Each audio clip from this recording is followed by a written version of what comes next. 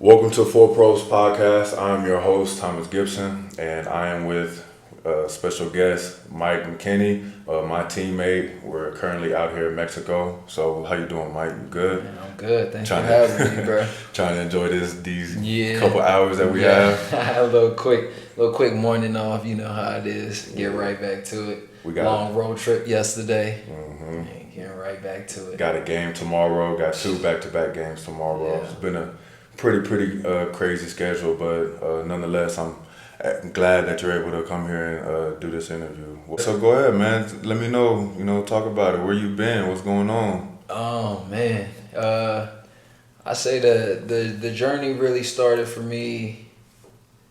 I would say in junior college. Coming out of high school, was up and down with basketball. Academics played a part in me not being on on the court at times. So junior college was my route.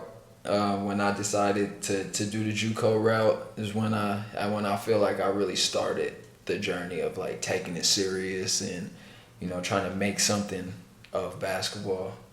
That's me back in the Bay Area, 2010, 2011, 2012. Those JUCO? years. Ohlone Junior College in Fremont in the Bay Area. Okay. The Coach P, my guy, really got me together. It was some tough years, a lot of growing pains, but he really dug into me and he really started this journey like for me as far as like the professional aspect and like trying to really go high level with it. Was there any particular thing that happened along the way, or you just knew he was serious? I just knew he was serious. I would say I would just very first meeting with him. He pulls up some things from my past that I maybe didn't think he knew. He did his research on me basically, and he really got into me, and it was like one of the first people to ever really sit down, do full research on me, and tell me I care about you, and that's why I'm gonna make it a living hell for you in here, because I know that you're gonna come out better. Yeah. And as a young 18-year-old, you don't understand that, bro. You just don't understand that. Like, you like, yeah, whatever, but he was serious. As a grown man now, like I look back and I'm just so grateful that I had him, because at the time, like, honestly, if you asked me, like, probably would tell you, man, I hate that man. Like, he do too much. Oh, yeah. Like, you know that vibe. Yeah. So, but then, I call him every now and then, still to this day, and he really jump started, So y'all still keep in touch? Yeah, still keep in touch. He just impacted my life a lot, just really got me on that I guess cliche to say like the straight and narrow, but he really just got me focused and opened my eyes to like what it actually could be. When you a kid, you like, I'm trying to go to the league and I love basketball, I'm gonna do this, and I think that was the first time he opened my eyes to like, we need to, to what the process actually would look like to get to being a professional. So did he like coach any other like high level basketball players? Like did he play at a high level? I know he played a little bit, but really he made his stamp there in Ohlone Junior College. He well known in California, but really well known in the Bay Area for taking the second chance, the guys who needed the second chance, got dudes together, whether it be grades, behavior, whatever it was, that landed us in junior college. So he was one of those coaches that would set people straight. Straight, and he didn't shy away from like taking on anybody, like how some people they like, oh, that kid is like, I don't know if I could do that. Like, he's embracing it. He embraced everything, to all my teammates, I know they could attest to it because all of them came from different backgrounds and just different problems growing up and, you know, high school things and, you know, just life in general. He never shied away from any of his players, like, to just really take on the challenge. When he looked at you and talked to you and could see something in there, you know, he definitely saw something in people that we didn't see in ourselves and nobody saw in us either. You know, and I feel like that's kind of been the story of how my journey has been. You know, it's always been people kind of seeing in me what others don't. You know, 6'1", skinny kid. You know, maybe don't pass the look test always when it comes to basketball, but he definitely saw it in me. So then how did that translate to you seeing it in yourself? You know what I'm saying? Like, obviously people can see things when, you know, I had a coach that was the same way, but then when was that real switch that allowed you to have that confidence, you know what I'm saying, for yourself to be a true professional? I think it was him in one of our meetings. I remember him asking me, like, where do I want to go to college? And, you know, as a kid, you know, it's like you always, I'm D1. I'm trying to go D1. Yeah. And for me, where I was, you know, because I wasn't like on the prospect list or, you know, ESPN top 100 or whatever, but I still always felt like I'm a hooper, bro. Yeah. Like I'm D1 for sure. Like, I know I could play out there. And we just had a real talk, you know, about how, well, what if Duke wanted you? You ready to uproot yourself, you know, and to go to a different place? I had never left the Bay Area, you know. I have all these, you know, aspirations of like, yo, I'm trying to go to the league, I'm trying to do this and that, and never even realizing, like, I've never even left the crib before. Not even like, you know? AAU basketball? And for AAU basketball tournaments, Yeah. things like this. You know, you go to Vegas real fast, you go to LA and things, but like, you know, dudes was going to prep school, leaving, like, you know, actually leaving home, and like, I never left home, like, especially being from the Bay. I feel like we don't really leave home like that. So I had me just thinking, like, damn, am I really ready? Like, am I mature enough? Am I really ready for this, you know, that jump? So then we start talking, and when he sent me away, like, and said, think about it, and I came back, and I started naming all the D1 schools in the Bay around. St. Mary's, Santa Clara, like, you know, Stanford. If I could, you know, the grades things was gonna be tough for that, but just naming all of those, Cal, and then he kind of like realized, like, you got some growing up to do, because you even if the opportunity was there right now, I don't think that I was mature enough to take that leap.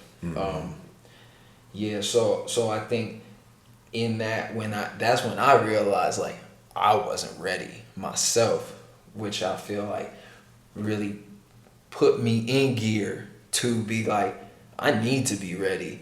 Like, I have to get myself to that level where I'm mature enough to, like, actually go on this journey and just not talk about it. You know what I mean? So I think that was like a big, like, defining moment, because I remember that and remember internally being like, I don't want to leave the crib for real. Like, and it's like, you can't not leave the crib if you're trying to go chase your dreams. Facts. So, can't do that in the backyard. So, exactly. So it's like, he made me be realistic with myself at the same time. And I think that's when I really, like, you know, decided, like, all right, if I'm going to set my mind to it and do it, then I have to really know everything. Like, not just practicing and working on my skills and getting this is a whole nother side to, you know, taking this journey basketball. So and even when I was done with his program, I only went down the street to Sacramento. So I went an hour and a half down the way, because I still, like, wasn't ready, but knowing I was preparing myself, I think that was a very good first step for me. Yeah. Because I left the crib, but I was close enough still, you know, and obviously I have really strong roots with my family. You know, we're really close, and that plays a big part. You know, when you just so tight knit. I got 3 brothers and 3 sisters, just growing up together. You know, moms and just trying to, you know, take care of the family too. Yeah. It's hard to like really get up and slide, and you know, because you think, I mean, obviously you know you're leaving something behind, and at the same time too, you know, you want to be there, you want to, like you said, you want to take care of them, you know. Yeah, exactly. This stuff is tough. Exactly. And then I'm 18, 19, like not really. We think we grown at that age, but we're not even close. The brain hasn't developed enough to even haven't even seen what's outside, which obviously we're gonna get into. We start small, like at home, and then now look at us now, like around the world, like experiencing different cultures and stuff. At 18, 19, you thinking you're grown, and you don't even know about any of this stuff out there, bro. Nothing. So yeah, that was a big leap for me personally, like taking that little hour and a half, getting all my stuff, moving down the Sac. Like for me, that was like, I really left the crib. Like, you know, I really got out of there. So yeah, then that takes us to Sac State. I did 3 years.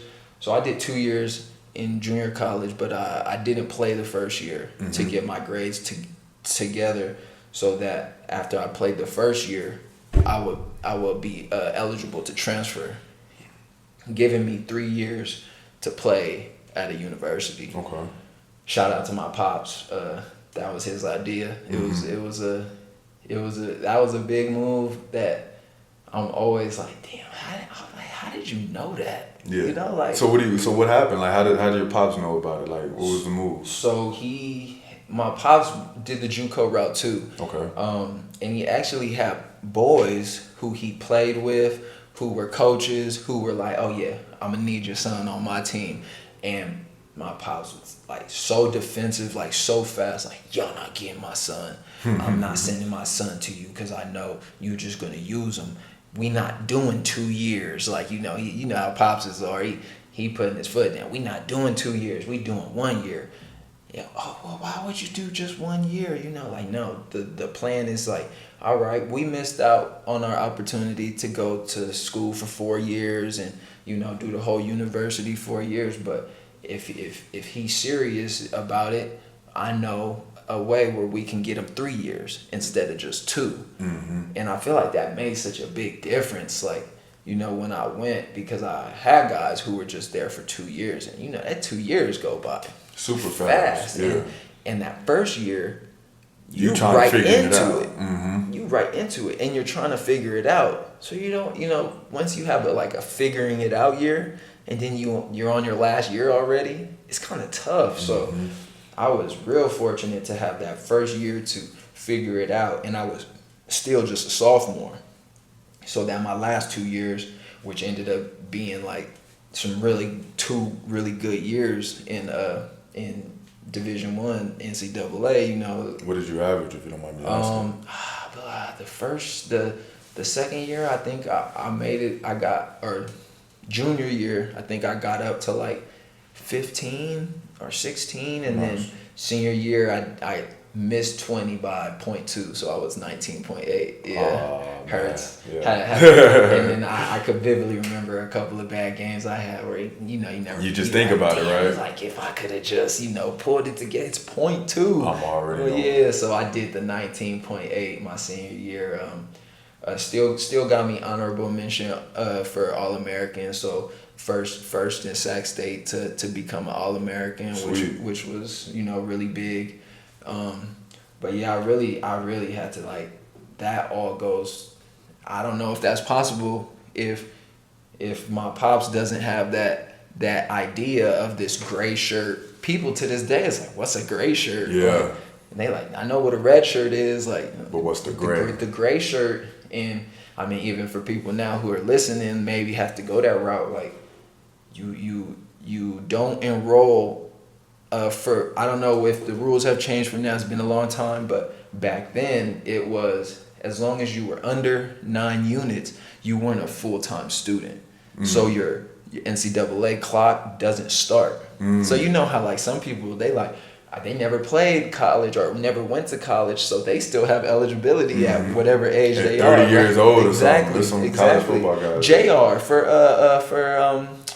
golf, right? He still had eligibility because he never went to college. That's true. So that's how he was able to do that. So that's the concept. So I was at the school under 9 units. I was taking I started right away in the summer, like after I graduated high school. So I was 2 classes in the summer, both summer sessions, the first and the second. And then you come into school and I'm taking 2 classes each semester too. Which is also kind of light, because comparing to my teammates who are in full 4 or 5 classes a semester, they full time. So that was also so but at the same time, knowing that I was playing catch up, I had to take shit serious. I couldn't be slacking off. So that's what I did. So I'm under the radar. My clock doesn't start. I'm practicing with the team. Everything like I'm on the team, just under units. And that's the gray shirt. So then you come into your second year. Now I have all these units that I stacked up from that first year of sitting out, and now I'm full time, and then my clock starts. So now I'm a freshman, on the court. Yeah. But I've done a whole year. I've been with the team for a whole year. That's a cheat code, man. That's a cheat code, man. Bro. Like I real. said, shout out Pops, man. He was on that, and I just trusted him. I didn't know what, I just trusted him, and people were like, what is this? What are you doing? Yeah. And I just stuck to the plan, and my junior college coach, Coach P, he saw the vision too, so he was with it. And not a lot of even my Pops' boys who were coaches wasn't with the vision. They didn't understand. They didn't understand the vision. They just no, junior college, you do 2 years, we do good, you go to D1, or you go to the next level. So yeah, that was clutch. That was clutch. Pops had that in the bag, man. And so we did it. We executed it. I got all my credits. It took up until the very last summer session too, because had I not passed this one class in the summer after my second year, I would have had to come back and do that full year just to get one. So there was. What'd you major in, if you don't mind me asking? I majored in sociology. Okay. Obviously at the time in junior college it was just. And they'd give you liberal arts or something like that. Something just to pass, right? Because you just want to hoop. Yeah. So we not, hadn't really chose a direction yet. Yeah. But it was just you get me eligible, get my grades together.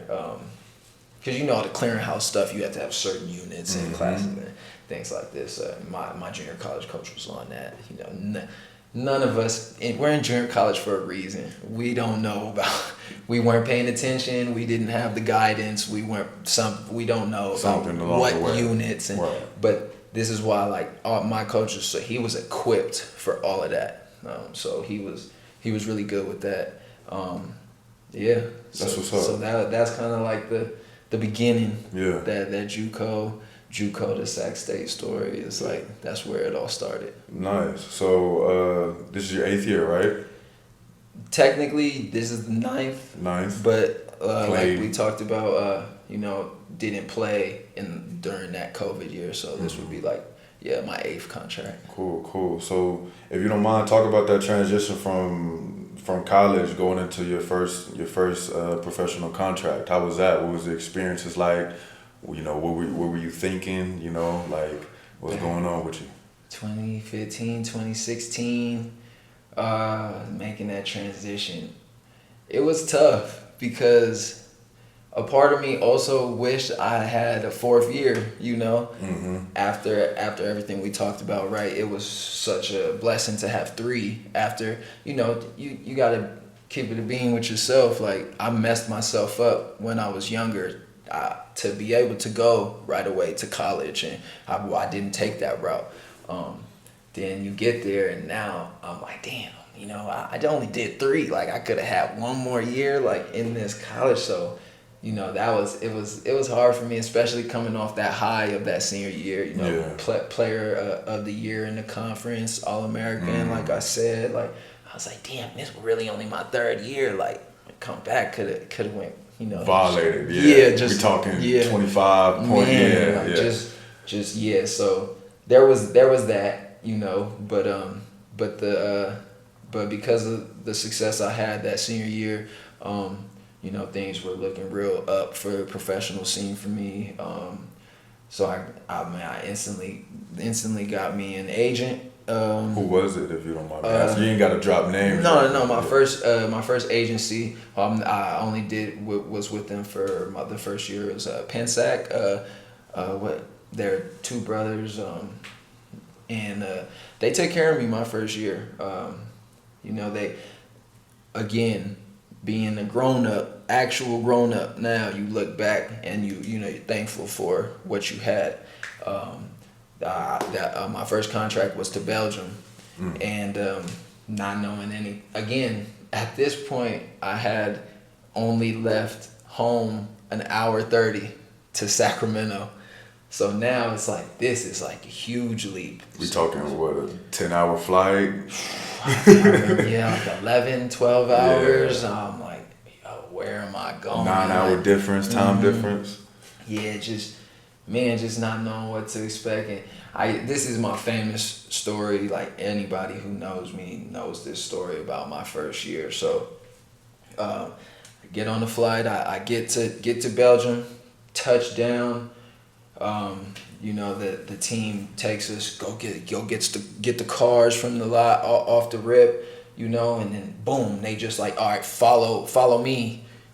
Just driving. I'm like looking around like, yo. Oh, you're driving? I'm driving my own car, trying to keep up with the I think it was the GM of the team. In a whole new country? In a whole new country. Was it stick or automatic? It was automatic, okay, because good. They had asked before, can I drive stick? And I didn't know how, so they said they had a couple of automatics that they can do. So we go, and I just remember like looking around like, yo, where am I at? Like driving looking at the different the KMs. Like, I don't know what the speed limit is. Like, what the hell? Like, where's the miles per hour? Like, yeah. So they wrong for putting you right in from the airport. We went right to the delership to get the whip. Yeah, so it was crazy, but ended up making it back. But this is where the story just kind of gets crazy. So I get settled into my apartment and everything. I'm in a new country. I don't have cell service, and so I'm just like, all right, you know, I get in my apartment. I'm on Wi-Fi. You know, I'm good. It was a nice apartment. You got your Wi-Fi at least. Yeah, had my Wi-Fi. They had a Belgium, Antwerp Giants. They really had everything set up like as now seeing every other place. Like, I was really fortunate to have that set up for the first one. Yeah. So you know, as good as the setup was and everything, I'm starting to lock in, you know, set up my little games and stuff, put the Xbox down, and go to plug that thing in. Oh. Man, all I said, I just plug it into the wall, bro, and just boom. And smoke coming, because you know the Xbox has the brick, and it's just smoking out of it. So I'm like, oh shit! And I go to unplug it, everything in the house cuts off. Oh my Lights goodness. off, Wi-Fi off, just complete darkness. Because it's late. It's late already. It's dark. So I'm just first day overseas in a new country, just sitting there in my apartment in the dark, bro. Just like. Can't hit nobody up because I don't have Wi-Fi now. It's off. I don't have cell service. My games are chalked. Like, I'm just sitting there. You're cooked right now, bro. And I remember just thinking like, don't panic. But I don't know what I'm about to do. Like, I don't know what I'm about to do. I can't walk outside because I don't want to get lost. Like, I don't want to walk down and forget which block my house was. Like, this is brand new, so I'm nervous, bro. I'm just like, I don't know what's gonna happen. So luckily, I had already made plans with the other rookie on my team. He was finna come to my house Okay. And we were just gonna kick it, lock in. We were gonna play some games, whatever. So luckily, he pulls up when we say we were gonna pull up, which was like maybe like 2 hours of me just sitting in the dark, just praying and hoping that like he pulls up. Mm-hmm. He pulls up, and I see him out the window, and I just run down there like, bro, thank God. I'm like, thank God you're here, bro. Like, yeah, man, I tried to plug my Xbox into the wall, and it just blew out the circuit. Like, everything is off in my crib. Like, we gotta go to your house. Yeah. Like, right now. Man. So we ended up going back to his apartment.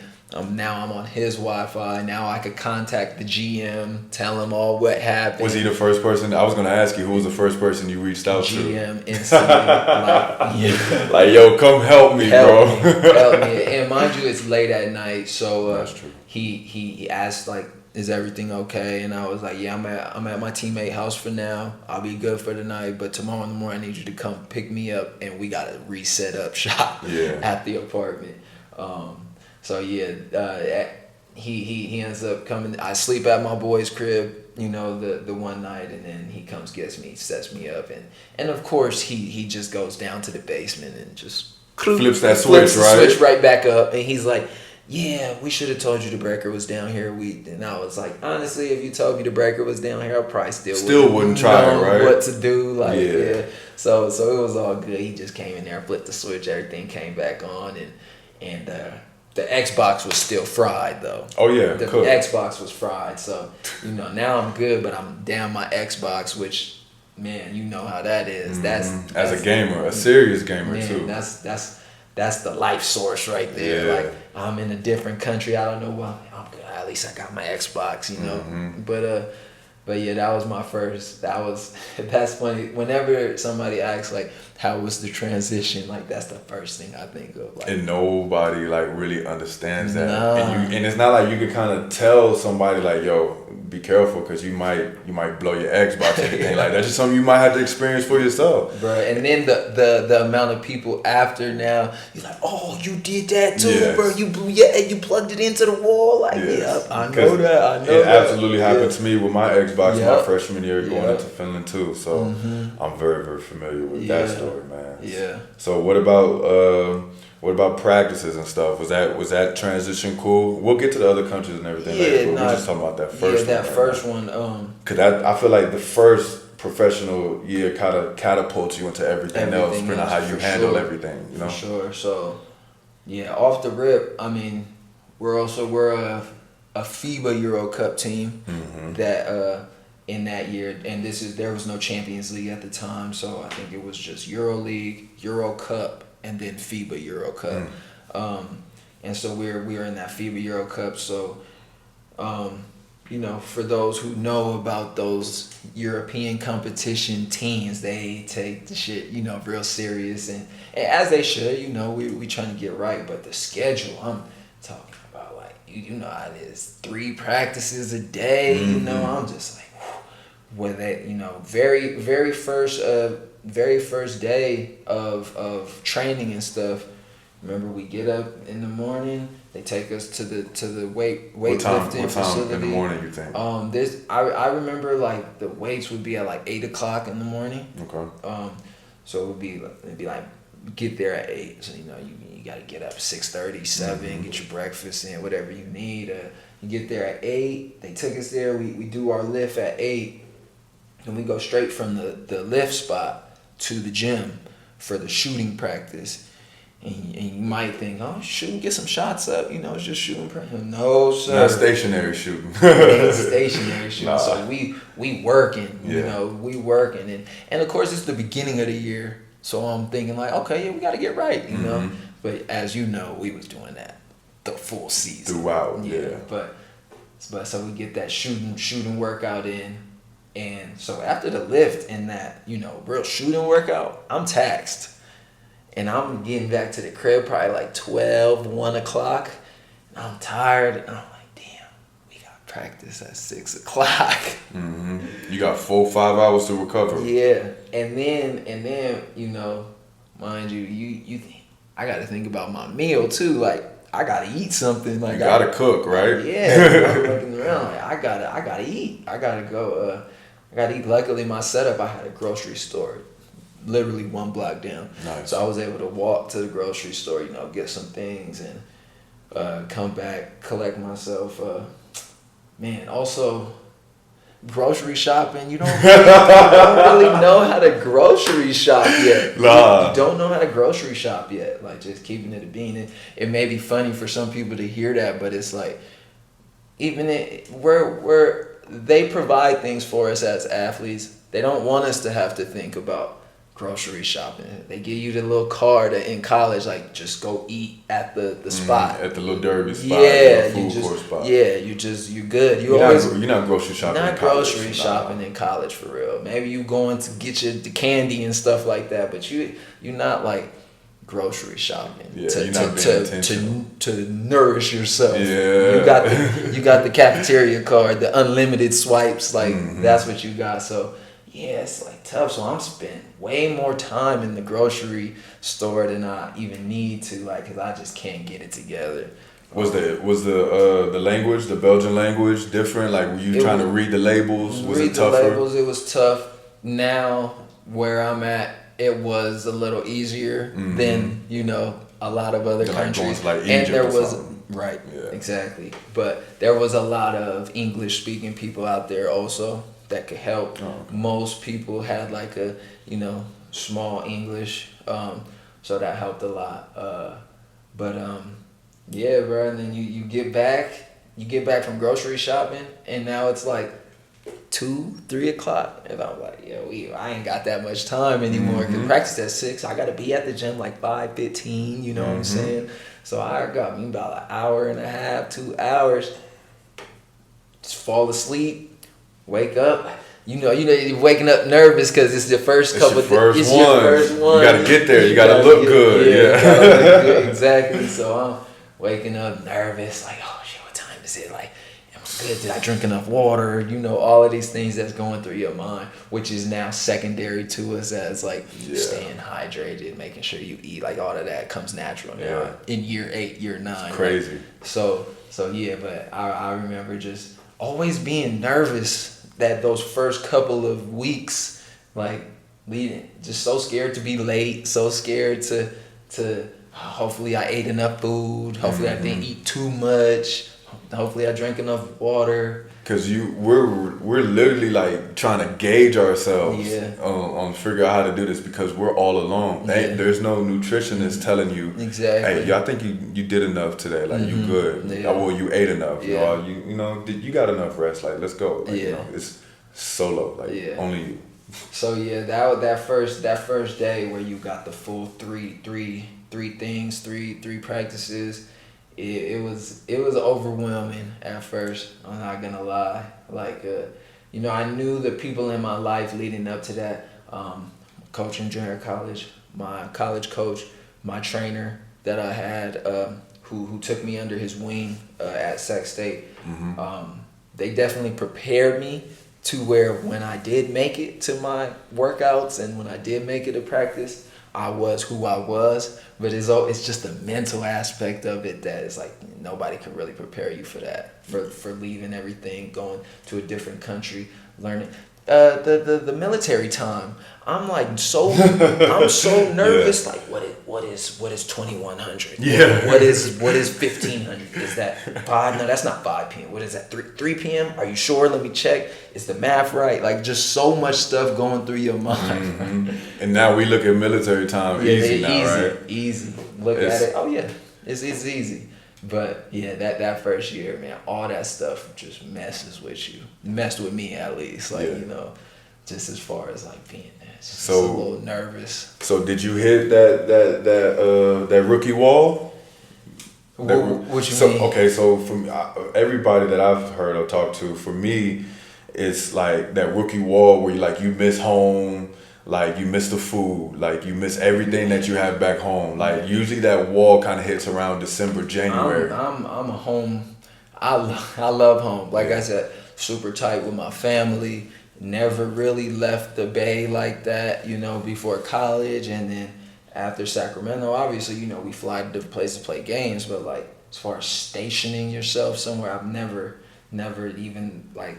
I mean, to this day, I still live in Sacramento. Yeah. I haven't, you know, I get comfortable somewhere, you know. So, anyways, I was homesick early. Yeah. Like it didn't even take until January for me. Early, I was homesick. November, like early November. I think I got out there. I remember August 10th. I'll never forget that date because it was the first day, you know, of leaving. But August 10th, I was there. In November, my father came to visit me, bruh. Special. Bruh, like real special, bruh, because even, wow, is this August, September, October? So 2 months had gone by. And I'm still kind of just like scraping by as far as like with figuring everything out. Still with the groceries, what am I cooking? What am I trying to not be just spending all my money eating out, like things like this, because I'm like, this is a long journey we about to be on, 10-month contract. Like so Pops comes out in November, and he just like, you know, coming to the crib, like, let me see how you living, okay? Looking in my fridge and stuff, like, boy, you ain't got shit in here. Fridge empty. Yeah. I'm already knowing. Like, so he asking me where the stores is, and me being me, real, just like, wherever I station at, that's where I'm stationed at. So I'm like, there's a corner store right there. There's a, you know, we got a grocery right down the street, and Pops is like, so you never really, I don't mean to cut you off, but you never really ventured out like that? Were you not an adventurer? Nah, I'm not really a venturer. I had some good teammates, man. We was pretty close, which helped. Okay. There was six Americans, and we were all cool. Three were kind of more, we called them our OGs. They actually weren't that old as we, you know, they were like 28, 29, but at the time for me, that was, you the OG. Like, that's the OG, you got years. And so they definitely helped, like, you know, with my development. Okay. But yeah, the younger guys, there was me, one other rookie, a second-year guy, and a third-year guy. And we all were kind of the quote-unquote younger guys. And we ventured out by, you know, the night scene. You know, we were out there like that. So that's how I kind of seen the city a little more, going to the malls with them, you know, and then, you know, seeing what it's at like at nighttime, going to a couple bars, clubs, things like this. So that, but like, as far as that's just the having fun part, right? You know, you're gonna do that. But as far as like where's the like the fresh food market? Where's the good stuff like that? How are you? You know, what are the good restaurants? Like, like you weren't on that time. Wasn't on that time. Yeah. So Pops gets there, man, and he's like, "We gonna get you together." He was out there for 2 weeks. I believe it was 2 weeks, and me and my Pops growing up, you know, father-son relationship, back and forth, fight, you know, things like this. But man, that trip right there, he really took care of me, man. Like, to where the 2 weeks was up, I'm like, you want to stay? Like, you think you want to stay, man? Like, I mean, I got this extra room. Like, ain't nobody use it. Like, you know what I'm saying? Pops, you go ahead and just post up if you want to, man. And I know it was hard for him, you know. I bet that flight was tough for both of y'all. Yeah, to leave, but we had a good ass time, man. That's like, awesome, bro. We took, when I had a day off, we would go we found some outlet, man, spent the whole day there, you know, and I was like, how did you find this place? And he's like, man, you just ask around, man. You gotta just, you gotta dive in. I talked to somebody at the store the other day and they told me. Yeah. I put it in, look, GPS, let's go. I'm like, man, you know. So he just embraced it early and then he kind of put you on. And my Pops, he played overseas. So he played overseas, so he had the experience of being in, you know, different countries and talking to people, figuring out what the spots are. So So yeah, it was only right for him to come see you and help man. you out then. Yeah, That's so, special, man. Yeah, so he did come out there and help me. He found like all the best restaurants. We eating good. We going to cool places. I'm like, man, this is fire. You know, so Yeah. it was like you said, it was a special moment for me and him. One of our highlights of our relationship, our life. Nice, For nice. sure. And then so he leaves and it's tough for me when he leaves because I'm like, man, but I just kept everything. Like, so now the spot we would go to on Mondays, I'm there every day. Like, you know, now I'm going groceries at the fresh market that he found with all the good ingredients and all the good stuff. And then my wife now, she comes out in December, so a month later. Okay. And at that point, I'm locked in now. I'm like, I got you. I'm gonna take you to my spot. You showing her the spot. Now I'm showing her Nice. everything, and so I feel like right around that time when she got there, December, and she stayed for like a month and some change. Right? Like, yeah. So yeah, that was when I was really locked in. Like, I got it out here now because my pops came through and kind of showed me the way. And then, like you said, with the wall, I feel like I never hit the wall as far as like, you know, like not like I need to go home, but because I never hit that wall, but it was always there with me the whole time. Like, I was just always missing home. Like, every single day I woke up, I would just miss my family, miss my you know, just home base. So do you think your dad visiting you during that time and then also back doing with your wife visiting you at that time, do you think that kind of helped you? That catapulted me to the rest of the season. Yeah. It made me like, it was so refreshing, bro, because they came early. So, you know, I feel like it may be different sometimes when you don't get that interaction with the people you love face to face. Oh, like for a longer period of time. I had only did 2 months, and then I instantly had pops right away to get that interaction. So it may seem weird to some people, but you know, when you've never been somewhere like really far, and you kind of like look at yourself out of body, and you're like, you have this image of like the world, right? And you're like, my family and everybody I love is right here, and I'm all the way over here. Like, if like, it's just that kind of gives you anxiety sometimes, and then like for you to have that, like somebody from here was over here with you, and it's almost like it's possible. It's not like you're not just off the face of the earth, because that's what it feels like. Yes. Then it helped me like to calm down and like settle in. And I was lucky because that was within the first 2 months. Had I not seen anybody for like 6 months, 7 months, maybe that wall would have hit me, and I would have been hitting my agent like, I may need to go home. Like, you know what I mean? Yeah. Because and it all comes down to personality. I know dudes who couldn't wait to get up out of there, do their thing in a whole different country, you know. But that's just from my personality. You know, I'm very much a family person, and you know, I really cherish those relationships with my family, and just taking myself out of that to go do this other thing that I love. You know, it was tough. So yeah, 2 months, had pops. I feel like then the month had wifey for a month, just really catapulted me into like the rest of the season. Nice. How did you end that season, if you don't mind me asking?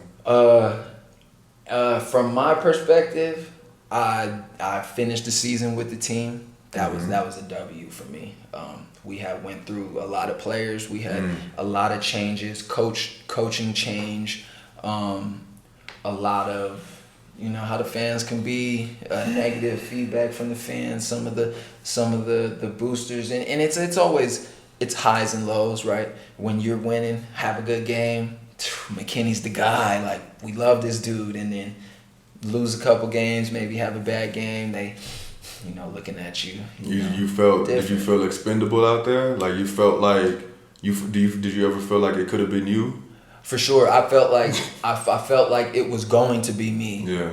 Like the whole time, And not that like personally they didn't like me, but I was a rookie, man, and especially I would say my style of play versus the European way was just clashing. Like it wasn't totally different. It wasn't it for them. Yeah. And they, they were the coach was really the second coach we got was really tough on me with just making the reads and stuff that you don't have those reads in your back pocket when you're a rookie. And I'm not saying everybody, but me personally, coming from a mid-major school where I was, the focal point of scoring, a scoring guard, getting almost 20 points a game, having things like kind of ran through me, and almost in a sense of like, it wasn't like I couldn't do no wrong, but I carried such a big burden for my team that mistakes can get overlooked sometimes. Yes. And of course, my attitude, I'm always playing hard. So nobody ever really, even if I throw a bad pass or maybe take a bad shot, like, it's like, nah, I'm always play hard defense for my team. Like, I'm always, and that's just who I am. And then going to there, they don't want that bad shot. They don't want the extra dribbles, and they don't care. Everybody's gonna play hard defense. That's a given type thing, So it's not like you get excused for things because now it was like they need you to be on point.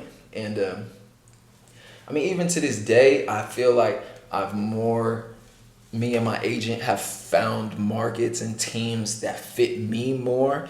But at that moment, I was trying to become who they wanted me to be, and that was really difficult for me. It was hard. I was gonna ask you how were you able with a bit of anxiety and the worrisome, how were you able to stay professional in that moment, being a rookie and knowing that you kind of got a target on your back?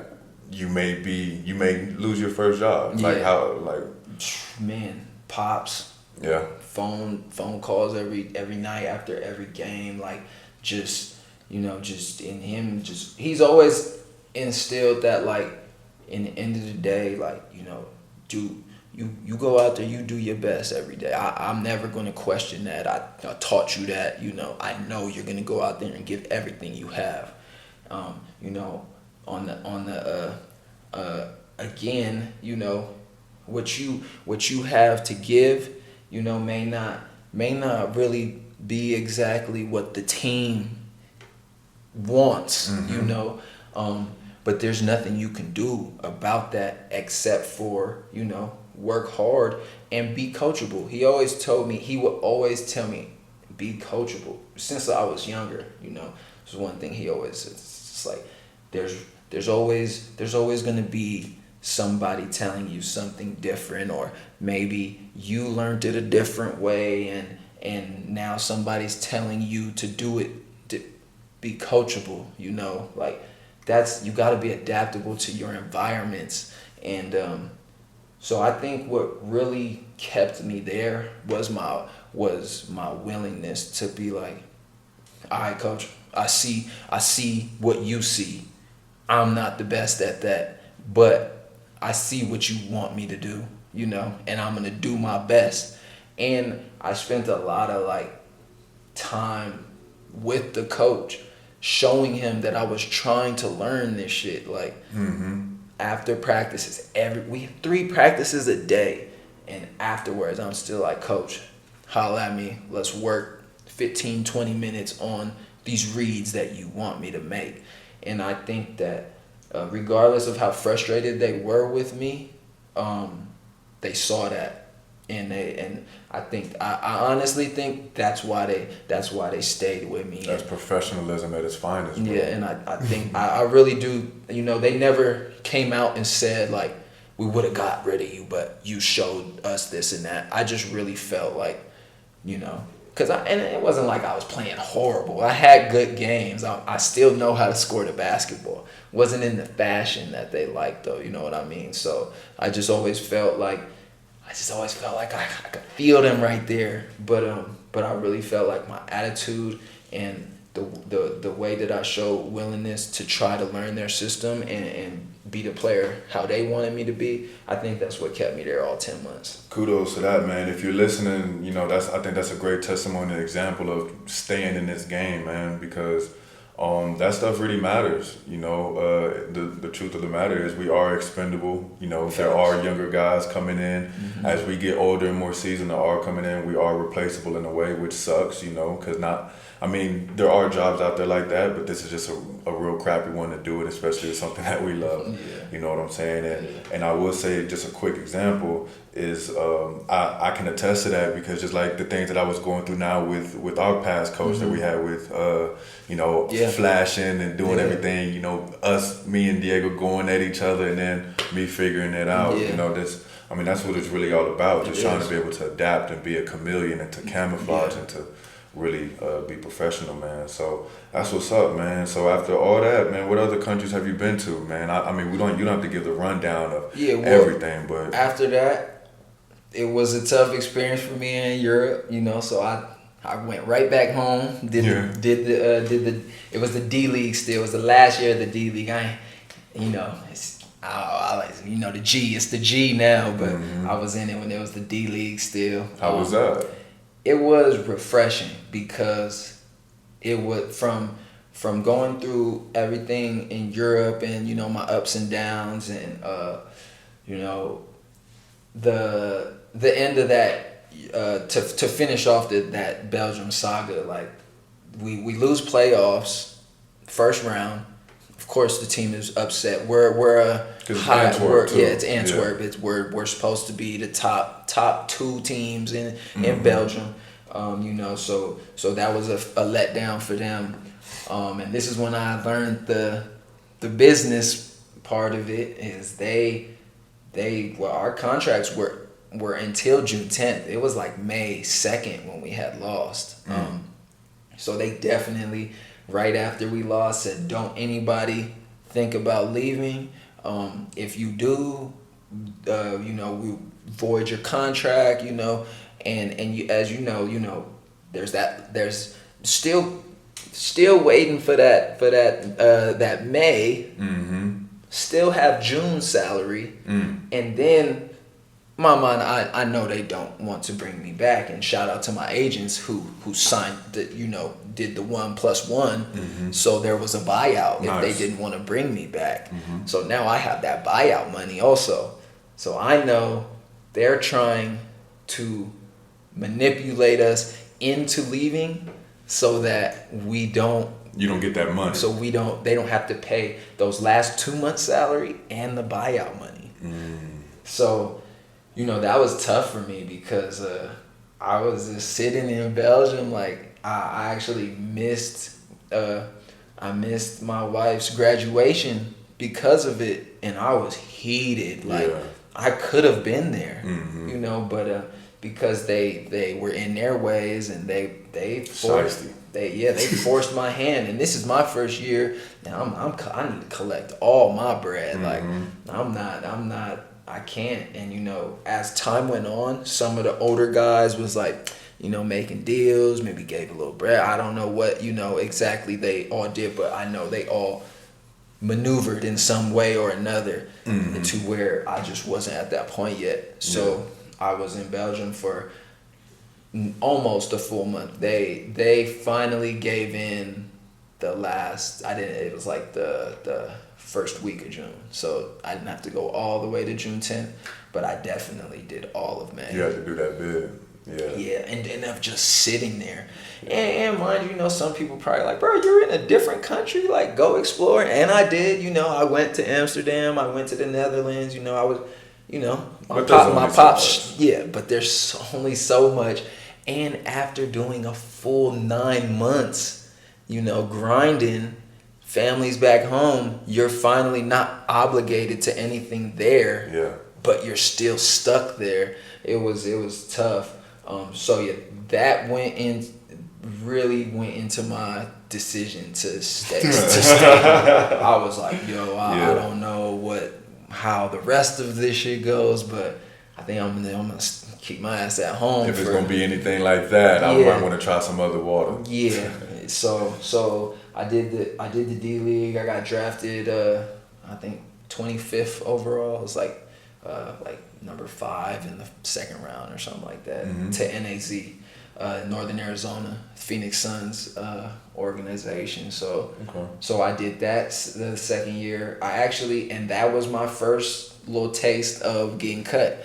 I made it through training camp, and I was cut after training camp, and that was my first experience of actually getting cut. And it's funny because like I go through my whole Belgium year, my first rookie year, in the back of my mind thinking like these dudes gonna cut me, and it never happened. And then to go into this and then just finally get that experience. I say finally get it because I felt like I needed it. Yeah. Not that I was cocky or like overconfident, but I needed to see what it felt like to have to get called into that office and like sit down and for them to like, you know, just kind of look you in your eyes and tell you some shit you don't want to hear. Yeah. Like it's humbling, right? Yeah, it was really humbling. And I've seen it happen to guys before, and you know, when that happens, a lot of excuses, you know, the coach this, or you know, that management this, or whatever. And I did my best to just be truly honest with myself, and just I remember hitting up my trainer and being like, he bust my ass in training camp, man. I didn't perform for them to you know to keep me. I just wanted to be honest. Do you, and I don't mean to cut you off, but do you feel like you had a reason for what it was? Do you? Oh man, I had things to work on. Things to work on. You know, in training camp, I was matched up with my boy too, Josh Gray, from LSU. And that was tough for me. He's a smaller guy. And now this was the first time I realized I needed this, because I learned that my weak point was smaller guards, smaller than myself. The 5'10", 5'9" dudes that can get into you. I struggled with it. I really did. And, you know, they always ask you, what do you need to work on in this summer or whatever? And it's always, I just work on my jumper, you know, make sure my handles is tight, you know, just overall, right? And this was the first time I actually knew, like, what I needed to work on, you know. So it was, I forget the saying, you know, I'm not good at the sayings, but it was a blessing in disguise. Like, you know, I needed that to learn what my flaws were, and to just really move forward. So I overall like think that was a good experience for me, getting cut from training camp, and then being honest with myself and saying why, you know, because so we had training camp, 2 weeks training camp, and then we had like this exhibition game. And, you know, you go through training camp, we go to the exhibition game, and, you know, this is your chance to show, like, you belong, you can play. And, you know, they have their mind made up. You know, they have some guys that are locked in. They have some guys that they kind of know they want. So those guys are all playing. You know, I'm just patiently waiting my turn to get out there. First quarter go by, you know, second quarter go by.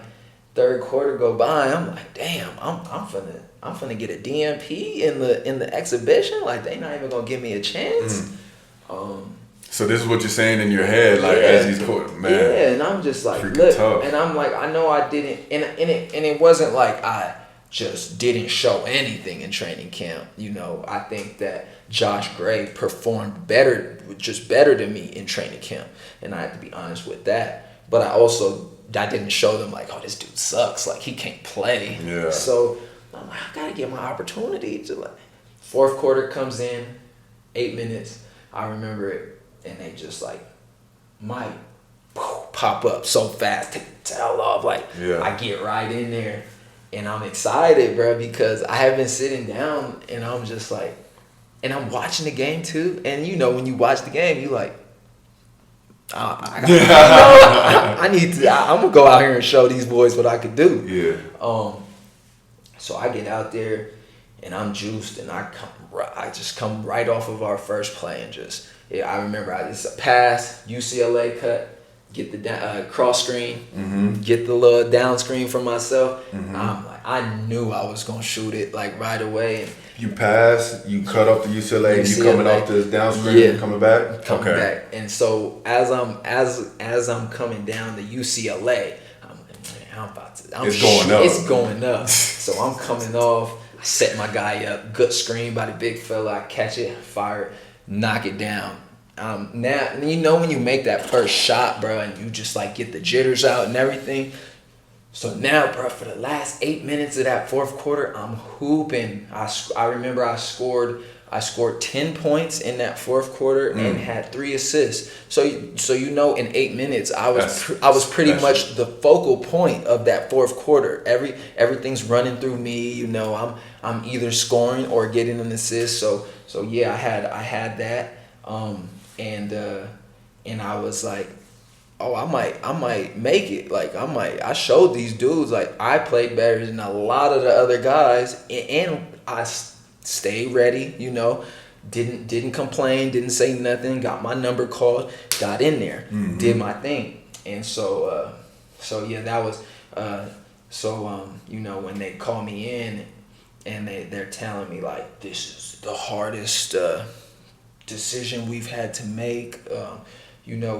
We were kind of certain that you were going to be the guy that we were going to let go for the training camp cuts, but after what you did yesterday and things, like we really were trying to reconsider.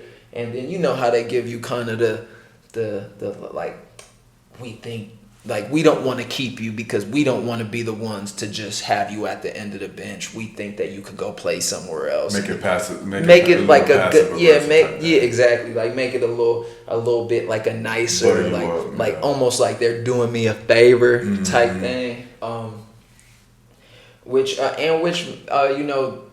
would say they definitely that left an impression on them. And when teams would call them, to do the back check, oh, Mikh McKinney, you guys cut him, like how was he, blah blah blah. They always had good things to say about me, and they give that story about how they really didn't want to do it, but just didn't have space on their team. And so I thank them for that too, because they could easily just say, oh, he wasn't good enough. He just we didn't think he would. But I think I left an impression on them for them to be able to help me. So when I got cut, the very next day, 2 teams trying to get me from the player pool. So I go to Santa Cruz after that and now I'm like, so now you back in the West Coast. I'm back at the crib. I'm back Look at at the that.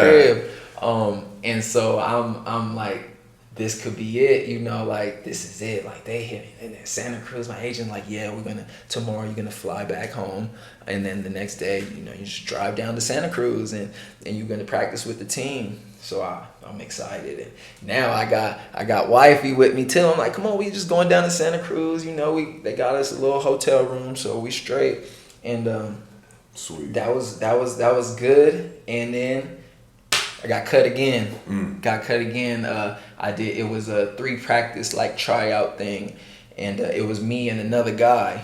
And I would say on this one, I felt like I had it. And they just went with the other guy. I had good practices. I thought I did think that that was going to be it. I was excited to be back, home. Again, didn't work out. And again, I felt like I needed that one too, because I'm like, damn, I just got cut. I instantly get another chance. I just got cut again. And there's like completely different experiences where now kind of want to like blame somebody else, because it's like, I was just about to ask you, like, how's your mental after this second? So now I'm like, all right, the first one, I had to suck that one up. Pause. I had to take that one because I did feel like the other guy performed better than me. Okay. And then in this circumstance, I just felt like not only did I perform better, but I just felt like I was clearly better than dude. And he was a little bit taller, you know, a little bit more on the, you know, longer arms. I think he was like 6'3". So for the eye test, Looked better. And like I told you before, that was something that I did struggle with, you know, pretty much through my whole career. But yeah, I needed that too, to then have that experience and that feeling of like, man, I want to blame somebody else now. Like now I don't, like what else can I do? Like, you know, I felt like I performed. And that one stung. Cause now, you know, I'm telling everybody to, man, I'm in Santa Cruz with it, bro. Like I'm gonna be right down here. Like, you know, it's all good. And so it doesn't work out. And so this one hurts. So I go back home, just quick drive, you know, up to the East Bay. And I'm back home. And, you know, this time I don't know what's gonna happen, you know, like. What's the month right around this time now? So what are we? Cause draft was October. It was Halloween. So you talking about November-ish now? Like it's like it may be like late November. Oh, actually it was Thanksgiving. Cause I got cut and I remember going back home and I had Thanksgiving with my family. Sweet. And I remember just like mentally not being there for Thanksgiving. Like it's just like now I'm in my head like crazy. You know, she was fucking with me. And then a couple of days after Thanksgiving, I get the call from Delaware. So Mad Ants, right? No, Delaware. At the time, we were the 87ers. Oh, okay. Now they're the Blue Coats. Oh, okay. Yeah, they're the Blue Coats. But yeah, so Delaware calls and they same thing, saying, "Hey man, we were just waiting for you to be available. Like, you know, we want you to come down."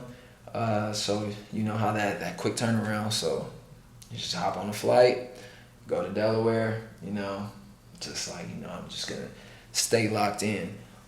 So I think just basically like that whole experience leading up to that point, I needed it because in this profession you gotta learn how to just bounce right back. You gotta learn how to bounce right back. So, you know, if you never have that experience of like getting cut, getting told like we don't want you, getting told no, like, and how you respond to that is very, very big. Because I've seen people respond not well to it. I've seen people give it up. I've seen all types of different things. So I think it just builds character, man, how you respond from it. And especially like early too. Early, yeah. You know, early like on. the earlier you can catch on to it. Yeah, this is year 2. So it's like, it's gonna be different for somebody who just has success, and then get to a point where they just get shut down. And then like, you know, the way they may react to it, or, you know, could be, you know,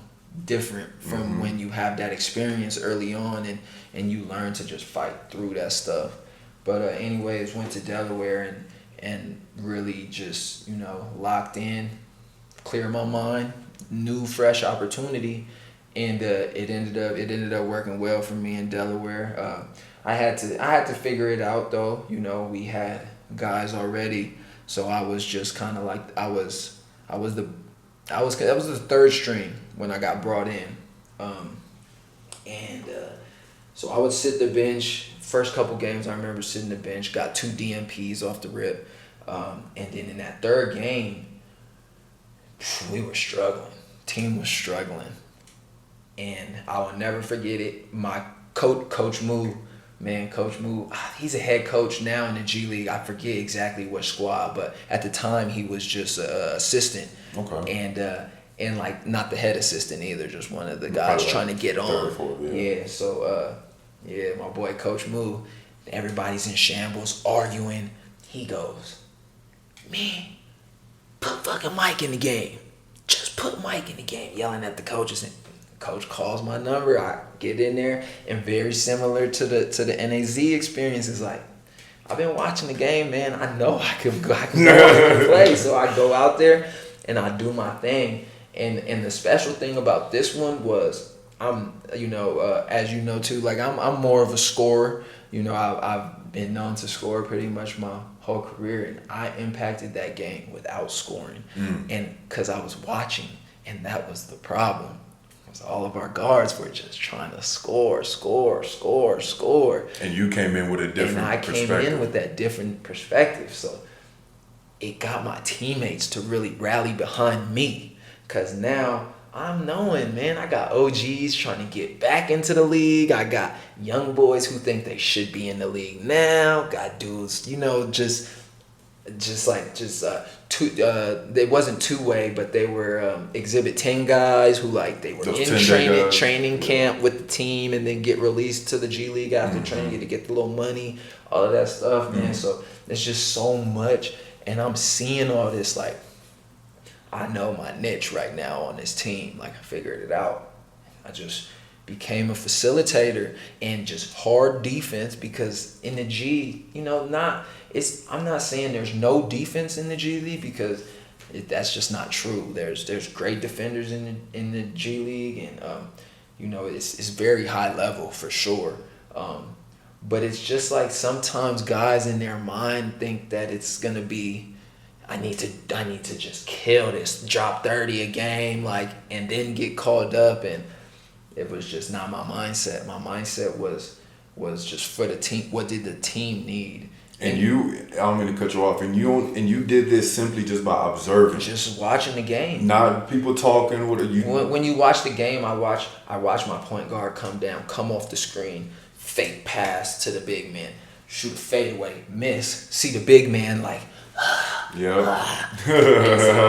he's upset, and I see my point guard come down, kind of get in there, you know, take another bad shot, and now I see my 3-man over there on the opposite wing who was open, like, So I'm like, you know what? Let me just body language tells all. Yeah, so I'm just like, I think if I get guys just to touch the ball, it ain't even the fact of like them scoring, but especially in that G League or D League at the time, like, them dudes just gotta feel like they at least have an opportunity to do something. And when the point guard come up and just dribble it out, then shoot, like, that's tough. It's tough. So I remember I had no points. I had 3 steals and 7 assists in the second half of the game, and like.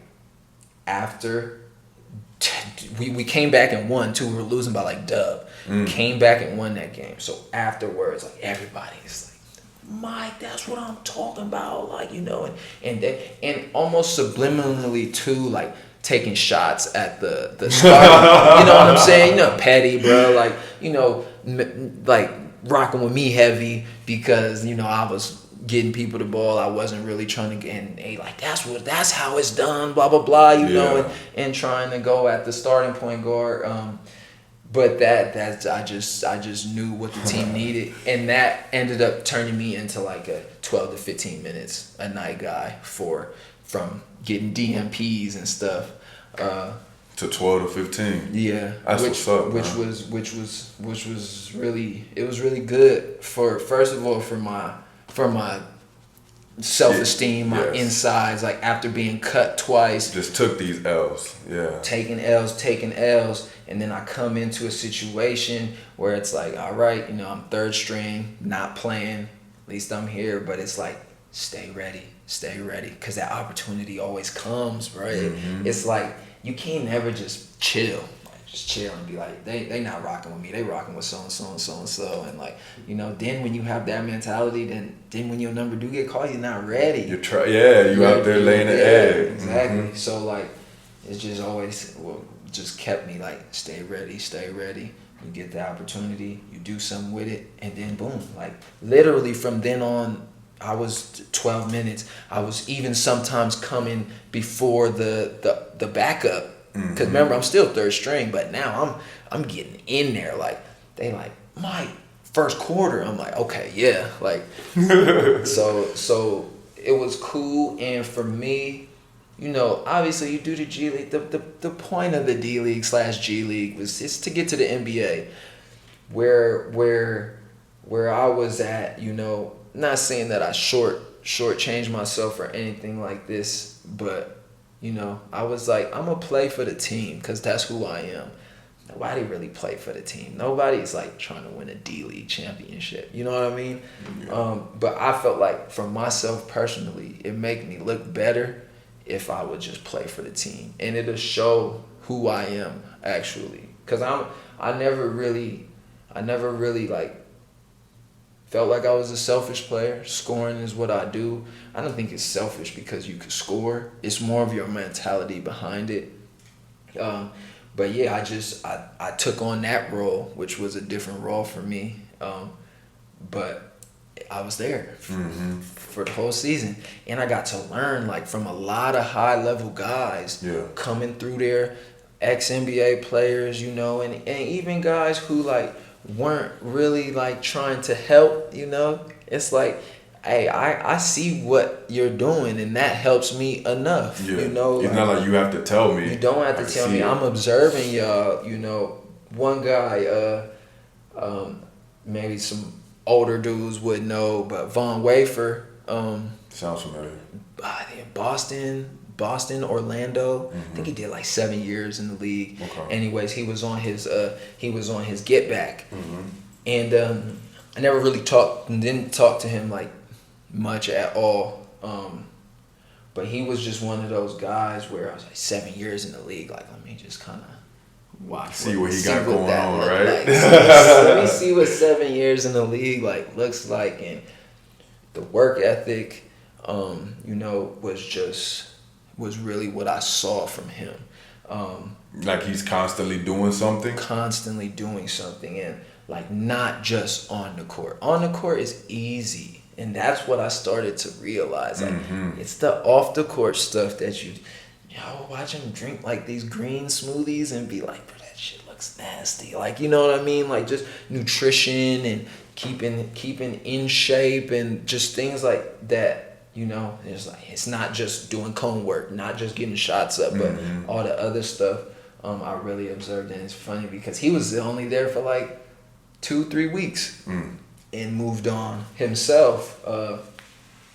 And a guy that, like I said, he wouldn't remember who I am. Like, you know, like I never had like interactions with him like that. And it's also funny to think like, you know, maybe if a younger dude is watching this in high school or AU or something, you would be like, damn, you was on a team with him and like never talked to him. Like, yeah, they wouldn't believe it. Wouldn't believe it. They wouldn't believe how people are. Yeah. So, because I heard that about the G League too. Yeah, you got some people that don't really want to help you, or like they don't want to give you the game. You know, in the G, you get a little bit of everything. Like I said, you get dudes who were drafted in the league and trying to get back.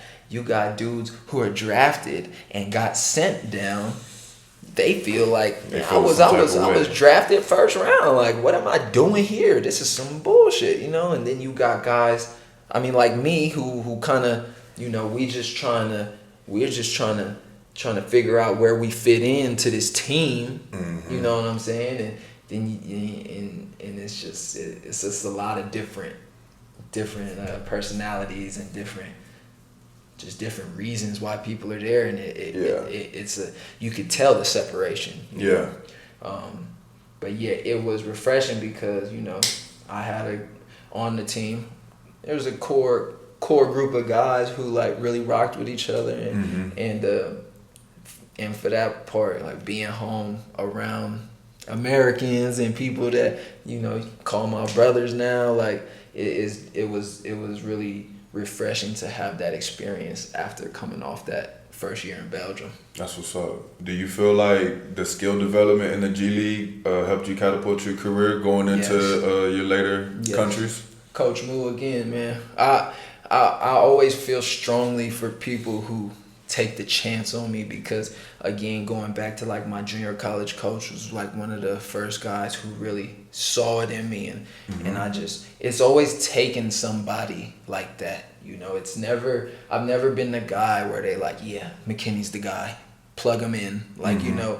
It's always has to be somebody being like, man, you gotta give this dude a chance, like, you gotta take a look, man. I'm trying to tell y'all. And so again, I'd say Coach Moo, man, he worked with me every day. I knew because I wasn't playing much, and then when I worked my way up to 12 to 15, like it's not that much. So I know I'm a young boy still, you know. So it's only my second year, so I'm working, and Coach Moo he's working. He's kind of where I was at as a player, but for coaching, but for coaching.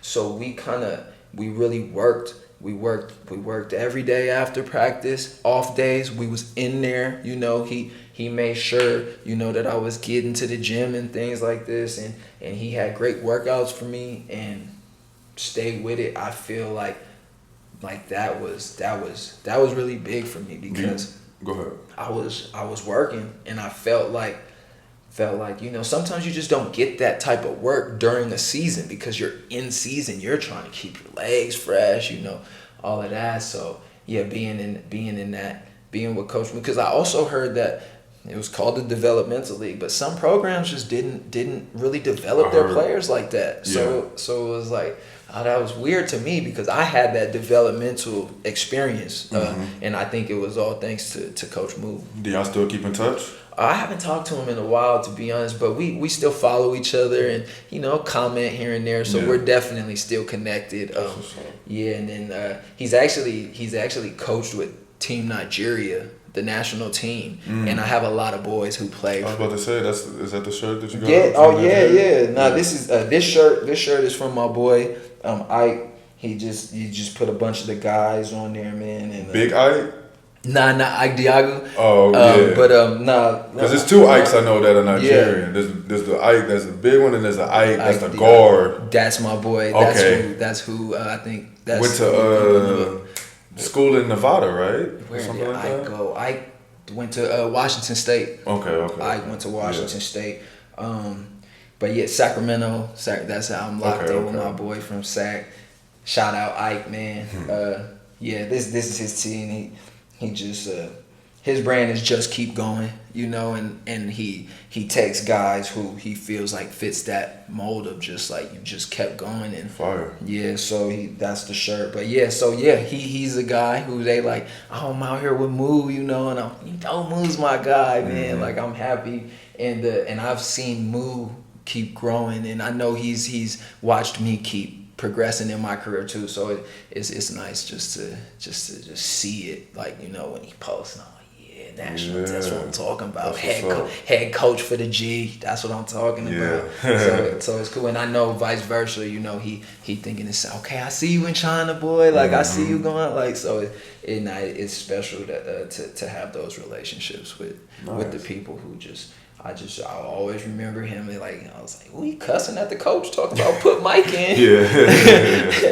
So I'm forever thankful for that. That's why I think coaches are very, very important in the players' lives because they can make or break you in any way. Yeah. And obviously, not everybody's going to play professional basketball, but it's really just about instilling confidence in that person, no matter how you see fit. Yeah. You know, whether it be on the court, off the court, anything. That person needs confidence and somebody, and to know that somebody's in his corner. You know what I'm saying? Because that gives you the utmost, you know what I'm saying? All the talent in the world without backup, man, ain't really without can't do much. Without a team, without people believing in you. Like, you know, you could be as talented as you want, but if you ain't got nobody in your corner for real, then it's like, how far can you really go with that, you know? So definitely, like you said, those relationships with the coaches and things like that, it's big. That's what's up. So I know we already about an hour and 30 in, but what other countries, you know, have you played in? You've been a part of? Anything else you really want to share? You want to get off your chest? Oh man, I can't leave without mentioning my China experience because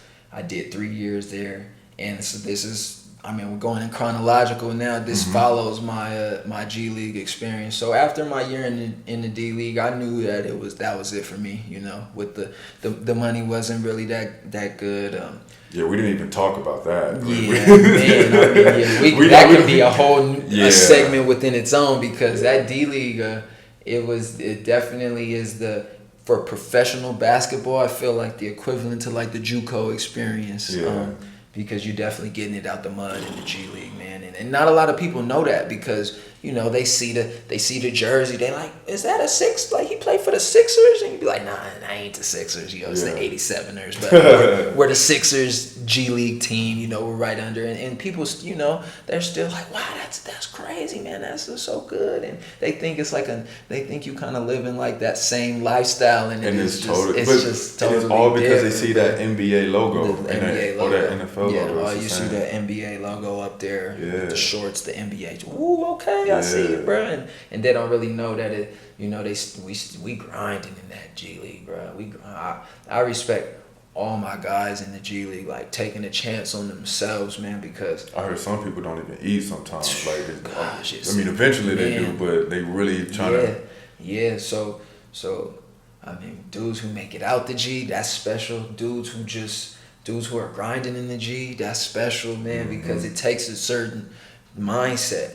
Even the guys who, like, maybe they, like I said, they feel like they should be in the league, but they're in the G League. Like, it's special that they grinding it out too, man. From the top to the bottom, it's like if you go, it's like you going through what you doing what you got to do to get where you need to get, and just the fact that you putting your foot in the ground and really doing it, like, it's easy to quit, bro. It's so really easy, it's right? easy. And they tell you that, but then when you get into a profession like this, you actually realize, like, man, it would be so much easier if I just pack my bags, go home. I don't have to deal with none of this, like, politics and different personalities on the team. There's dudes sometimes that you just can't stand being around, but you gotta, you have to. You gotta figure out how to make it work. Like, so much easier just to cut. Yeah, I'm out. Yeah. But so yeah, man, I think that's special. But going into following that up with China, I'm like, now this is the second time leaving the country. And mind you, when I was in Belgium, we played FIBA Euro Cup, so we went to a lot of different places. So I saw, like, I was in Bulgaria, Spain, Portugal. I could name a lot of places, but like Italy. So you got to see a little bit of everything. But going to China, that was a culture shock. I bet. That was a culture shock because and being in China was if you go back to the beginning when I told you, how fortunate I was in Belgium, is because now you going into China, like, it wasn't as much as a culture shock in Belgium as it was in China. Now ain't nobody, can't talk to nobody, like, you can't read signs. Mm-hmm. You can't even make out. Sometimes you can make out certain words. It just looks, that looks like this or that looks like that. You don't know what it is. You don't know what these symbols are. Like, yeah. Oh man. So you don't. The food situation. Mm-hmm. Yeah. So man, you seen that video that we just got in the group about China. Man, that's so wild. Yeah. Wow. So yeah, man, it's that was a real, like, you gotta dig in, man, and figure out. You gotta figure this out. So what'd you do? So we get there, and so now me and wifey are married now at this point. Okay. We got married after the D League season. Okay. And then before this Chinese season. So and we were ready.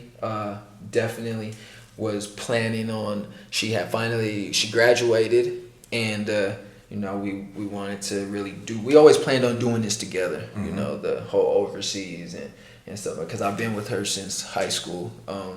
And when it got serious in college with everything with me and, like, basketball, we had those conversations and planned for this. So sweet. That was a real high school sweetheart. Yeah, we was. We worked through the lows. We had a bunch of highs, and we just knew that that was it for us. So really going out there with her and experiencing that with her was like, now we together. So even though it was way more of a culture shock, it was so much easier for me than the Belgium because I was by myself.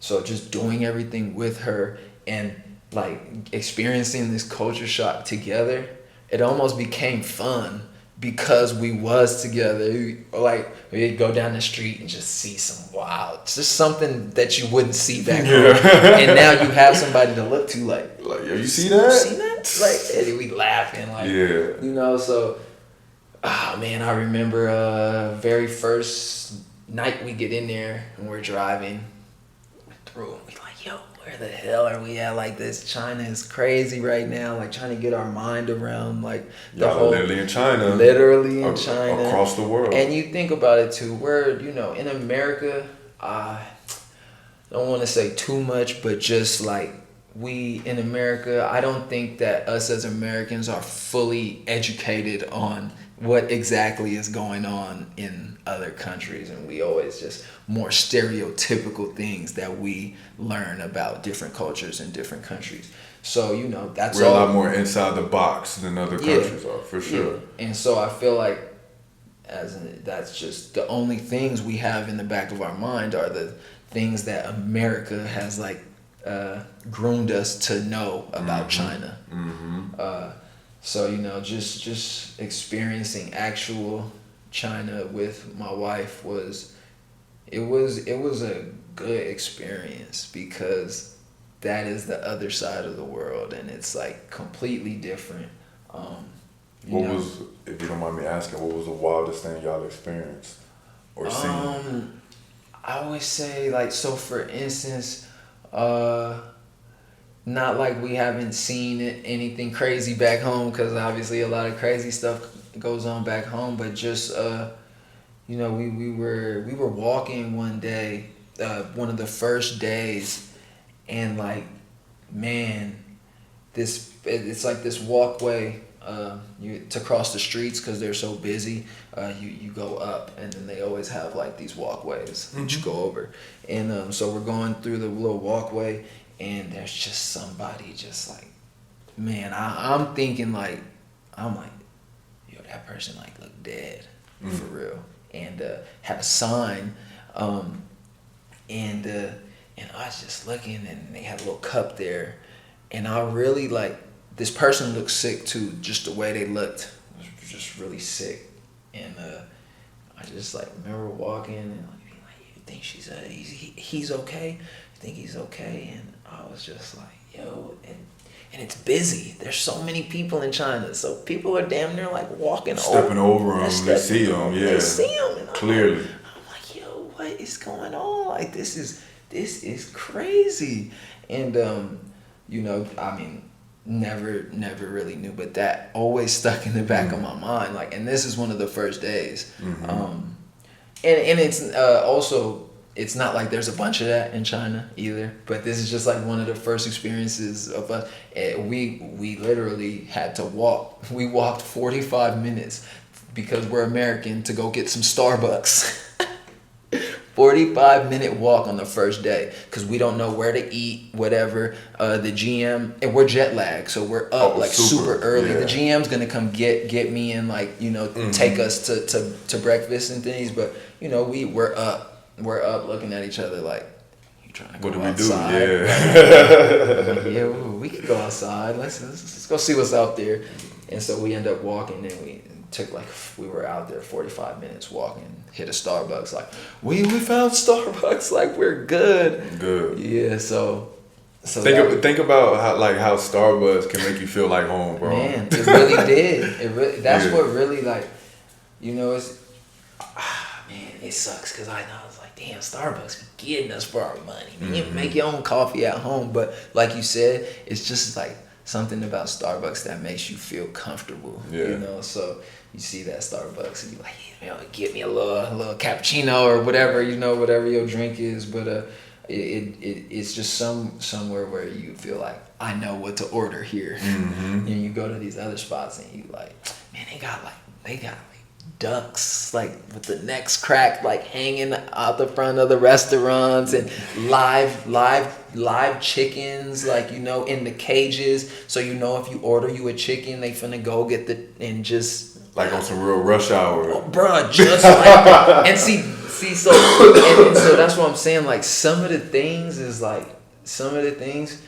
you're like, oh, stereotypical, like rush hour is like some of the only like experiences from China was just through rush hour because we don't know. Yeah. But that was definitely when he like no he Don't kept the kill the chicken, bird. don't kill the bird. Put the knife down. Damn, that's so crazy. It's just some things I can fast forward to when to my third year in China. We're in preseason and my GM he loans me and one of my teammates out to play just this friendly match. It's like they do this in China a lot where they like basketball, so somebody will just put together a big game, pay some people to come play, and just put on a show for the little province, the little city, wherever it is. So we got loaned out, me and my teammate, to go to I can't even remember where it was. It's another little province in China, man. There's so many because it's so big. Mm-hmm. And we fly out there, and now we're like, at this point, I'm realizing like where we were at in China, Foshan and Macau was a lot more, even though it wasn't really westernized, it was a lot more up to date and things than like some of these real like just deep in China places. Yeah. So we get there and we like, ooh, bro, like where's McDonald's? Like There is no McDonald's. no McDonald's. Bro, like what is going on? Yeah. Like what do we eat? Anyways, why I bring you guys to this place in particularly year 3 in China with my boy. We're out in the middle of nowhere. We don't know where we're at. The team has us come for dinner, before the big game. And we get to dinner. And this is the first time I've ever experienced anything like this. Oh, man. They in there getting faded. With the whole team, the coaches, management, I'm like, wait, they're in there. And they do this thing where like they call each other out. They fill the glass like probably like this big. Yeah. With beer, and then you call somebody out and you have to just like chug it.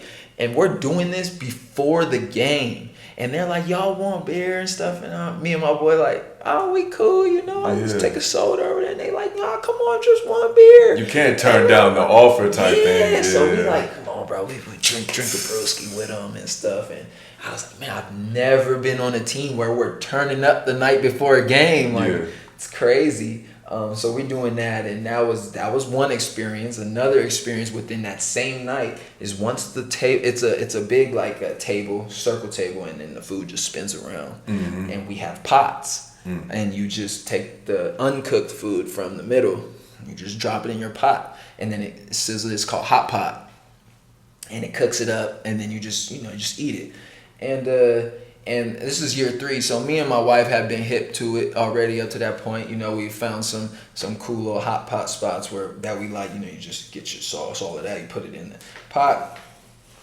But this is the first time I'm going around, and I tap my boy. I'm like, hey, what's that right there? Do you see it? And he like looks at me like, no, bro. What was it, bro? Bro, it was a brain. It was a brain, bro. It was an like monkey brain? Was it a? It was a goat's brain. It was just sitting there, bro. A brain, and like if you can just close your eyes and imagine like a drawing of the brain, it looked exactly like left side, right side. You know how you draw a heart, right? Yeah. A heart doesn't look like what the actual heart looks like. When you draw a brain, it looked like. You imagine a brain would look like. I'm looking at it like, what the fuck? And they like, try it. And I was like, ooh, no, I'm not eating that. I'm sorry. And I'm already soft stomach. Like my very first year in China, I think my main food was noodles, eggs, and rice. That's it? That was it, bro. My stomach was getting hurt like every time I would try anything. Was the chicken? I know you said they had to kill the chicken on spot, but was the chicken even good? I think it was the way they like cut the chicken, because in America you carve the chicken. You got the leg, you got the breast. They just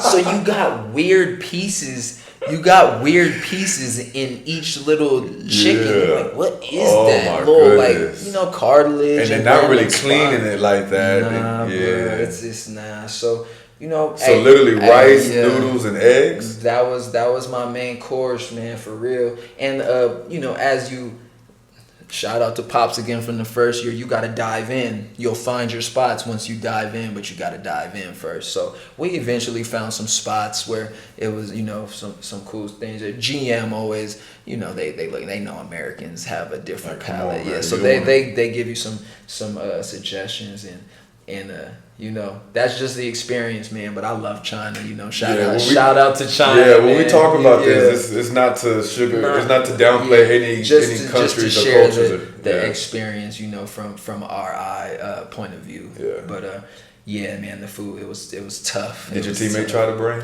He didn't try it. So y'all literally just sitting there, watching that thing it rolling, circle, and then every time, and then like. So we're drinking now with the team and just the brewskis and we were eating. They had noodles. They had some. I really like the thin. They call it translates to snow beef, but it's just like a super thin cut slice of beef, and you just get it and you drop it in, and it cooks right away because it's so thin. Mm-hmm. And so I would like that with this little sauce they prepared. So I definitely dug into a lot of their food also. Not eating that exotic stuff. I can't do that. But it like 30 minutes passes and I'm like, yo, half of that shit is gone. Like, so I'm like, hey, they really in here eating that, bro. That's crazy, man. Yeah. So that's probably like one of the biggest kind of culture shock things that I experienced was that brain. I can only imagine. Man, yeah. I can only imagine, man. So how was the competition when it comes to basketball there in China? Like, I know maybe it's only you and maybe one other import. Yeah. So at the time it was 2 imports. The first year, the second and third year was 3 imports. So it's still limited. It ain't like the 6 or 7 or like a full team in the G League. So it's a lot different.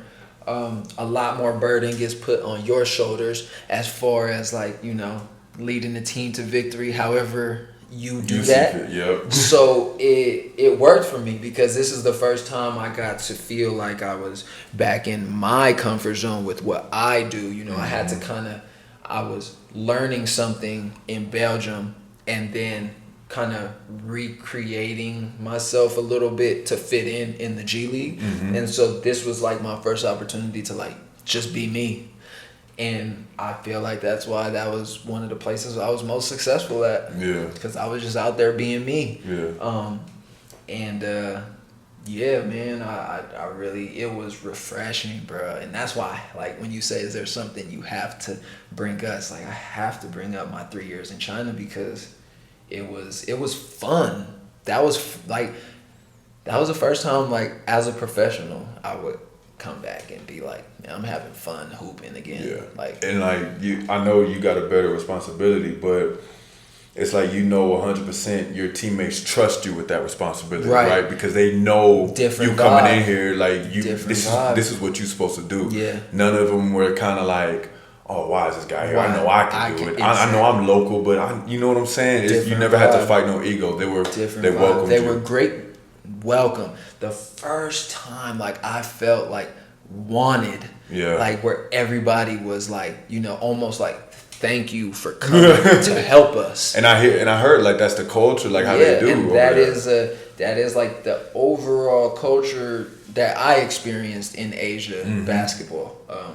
I've also seen dudes have where you would think he 15 points, 20 points is solid, and I've seen them be that's not enough for us because it's just a different game. It's a different type of responsibility you take on when there's 2 imports and you're the focal point of the team. I felt, and that's why it's not every market is for everybody. Because some people are like, I'm not going to pay 38 minutes, like, you know, do all of this scoring, and have them blame me if we lose when nobody else is doing nothing, you know. And it's like, it's just you know, that's why I said also at the beginning, I felt like me and my agent have done a good job of like finding my market for like what I do, find teams that need what I do, instead of like trying to recreate myself, but at the same time always being coachable, because you never know what you're gonna get. But yeah, that Chinese experience, I just had to bring it up because those 3 years I was having fun hooping again. No, and honestly, as being a stat reader, like you can tell, like those are kind of like statistically maybe your best years. Obviously, you got a lot more responsibility, so it's there. But stats, you know, when it comes with confidence, I mean, 40 points is 40 points. That's hard. That's hard to score. Regardless 40 points, where 50 you're points. at. Like you could be playing against high school kids and you're a grown up. Like it's still hard to put the ball in the basket that many times. You know, so it's definitely a skill that I would tell people. Like, you know, when they ask about Asia or what is it like, or even people who were there struggling, is like, you know, you got to be able to put the ball in the basket out there. However you do it, you know, it's not like there's one way. I will say they definitely are, they're fans of the little flashiness that sometimes that the Europeans are not so much of a like, just do the regular play. I think, you know, just doing a little something extra out there, they definitely would be like, like, so they want a like little bit of entertainment. Yeah, and too. I like that too, because in the end of the day, we're entertainers. You know, I know like Europe and stuff, it's not really like that, but you know, the NBA, that's an entertainment business, man. So you know, we grow up watching these players, and they're basketball players, but they're also entertainers, and I feel like China appreciates that aspect of. Asia appreciates the aspect of the game, which was cool, because I got a little some of that on me. So I just felt like that was where I was most appreciated, you know, and it was cool to be a part of it. Would you ever go back?